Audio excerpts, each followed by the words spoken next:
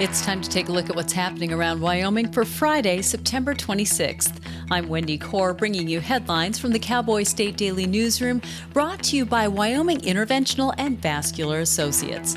WEVA offers the best solution for treating tired, aching, and swollen legs at Wyoming's only IAC-accredited vein facility. With virtually no downtime and minimal risks, if you're ready for relief, see what WEVA can do for you. Schedule a consultation at caspermedicalimaging.net/WEVA. The U.S. Food and Drug Administration is reviewing Obama and Biden-era rules around a common abortion-inducing drug after attorneys general of 22 states, including Wyoming, urged the nation's top health officials to take a closer look at adverse events linked to the drug.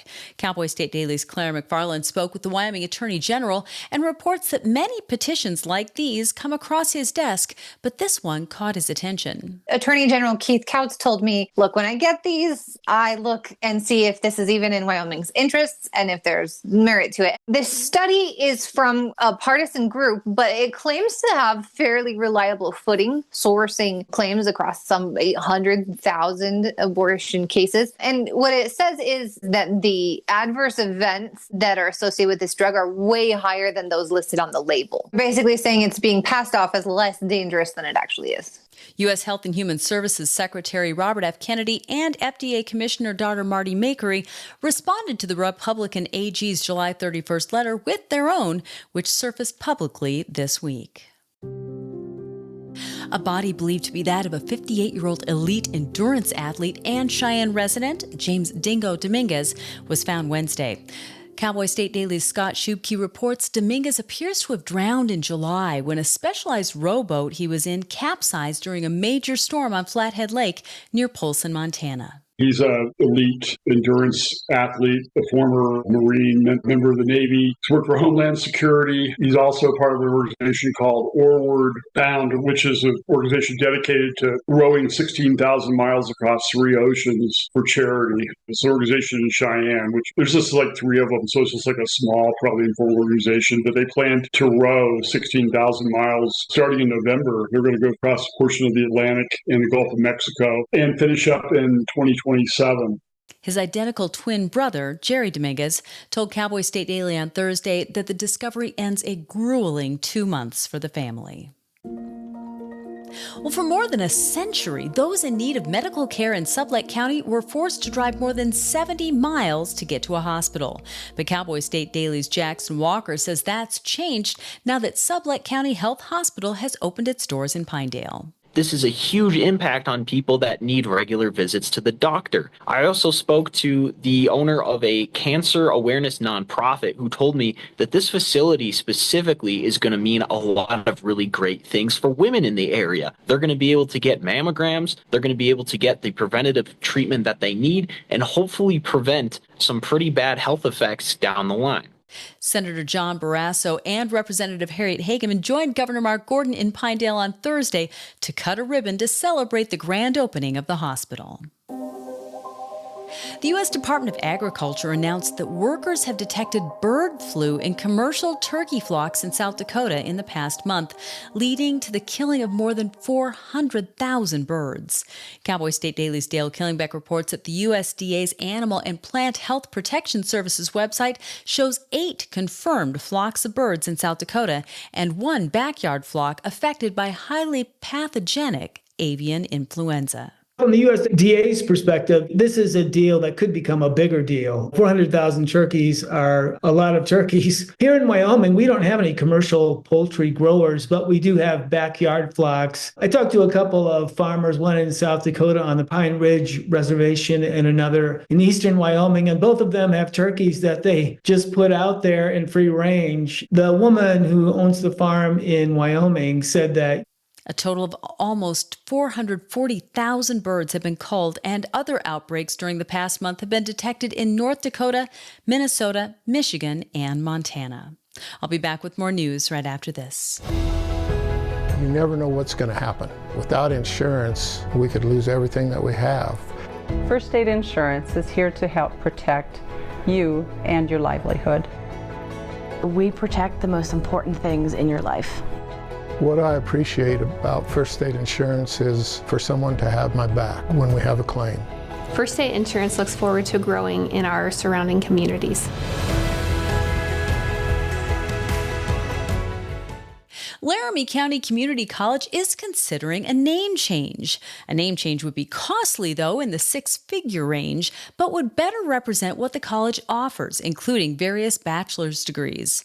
Cowboy State Daily's Renee Jean says it would also clear up confusion because the college isn't in the town of Laramie, but in the Laramie County city of Cheyenne. The name is confusing because it's Laramie County, not Laramie, the town of Laramie down the road. When looking at what contributes to a student from Colorado or Utah coming to Wyoming at LCCC and what discourages them, that was one of the things they found is that the name is confusing. The students don't realize that it's actually closer to their home than they think in Colorado, for example. And that's a factor in their decision why they might pick a college. This is close to home. I can still maintain contact with my family while going to school. They also don't realize, because of the community in the name, they don't realize there are Bachelor of Science degrees, that there's a residence hall, that there's an orchestra, that there are all these things that a more regional college would offer.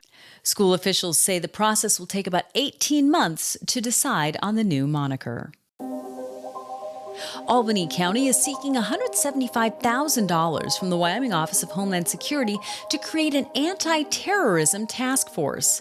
Cowboy State Daily's Jackson Walker spoke with Albany County Sheriff Aaron Applehands on Thursday, who says the county is seeking special tactical response training, emergency communications equipment, armored personnel protection, and other equipment. This is largely an initiative to get ahead of these threats, to be preventative rather than reactionary. Now, these funds are going to come from the federal level, and one county commissioner, Pete Gosar, told me that he's concerned that some of these major cuts to the federal budget could impact his ability to receive this grant. Nonetheless, they're still going to go ahead and try to get this terror task force off the ground, and hopefully big things are coming soon to Albany County. County officials won't give specifics on what potential threats there could be for Albany County.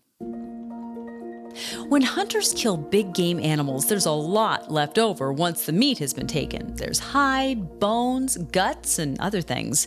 Cowboy State Daily's Mark Hines reports that to combat careless and illegal carcass disposal, Wyoming Game and Fish have installed carcass dumpsters at several locations in the Sheridan-Buffalo area. Game and Fish is concerned that it can accelerate the spread of chronic wasting disease, which is that condition that is 100% fatal in infected moose, deer, and elk. What Game and Fish has done is they increasingly started to put these carcass dumpsters around. So encouraging hunters, rather than just toss your carcass anywhere and everywhere, which is illegal, by the way. You're allowed to leave a carcass at a kill site, but you're not allowed to just take it and throw it hither and yon. You're obligated to take it to a landfill or something. And so Game and Fish is just trying to make that easier. The old saying that the best way to get people to do something is to make it convenient for them. And so hunters have a place where they can go and dump their carcasses in these dumpsters that are far enough removed from towns and places like that. Game and Fish says the response from hunters and citizens has been positive, with the most heavily used dumpsters averaging approximately 7 tons of carcasses during the hunting season.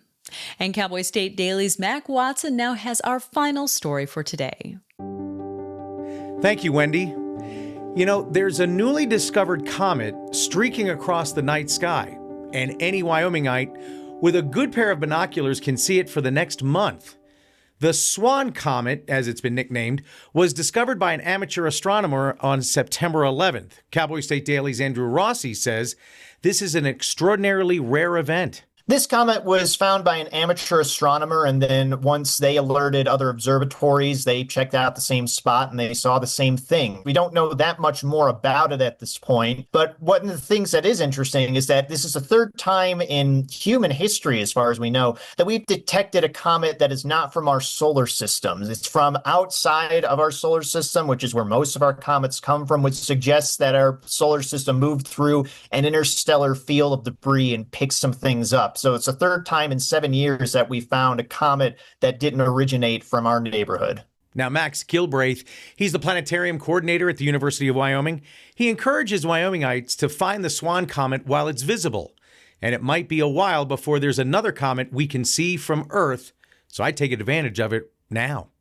And that's today's news. As this is my final newscast for Cowboy State Daily, I want to thank you, the audience, for continuing to tune in to our daily video news, supporting our mission to bring you the stories that matter to Wyoming. I'm very pleased to turn over the anchor desk to veteran broadcaster Mac Watson, who will be anchoring the Cowboy State Daily video news going forward. To find out more about Mac, you'll want to check out this weekend's episode of The Roundup. Mac and I talk about his career in radio, about his life and his family, and he's got some very entertaining stories to tell. You can find the link to this really great conversation on our website, on our YouTube channel, and wherever you get your podcasts. And of course, you'll find it in our free daily email newsletter. Thank you for tuning in. I'm Wendy Corr for Cowboy State Daily.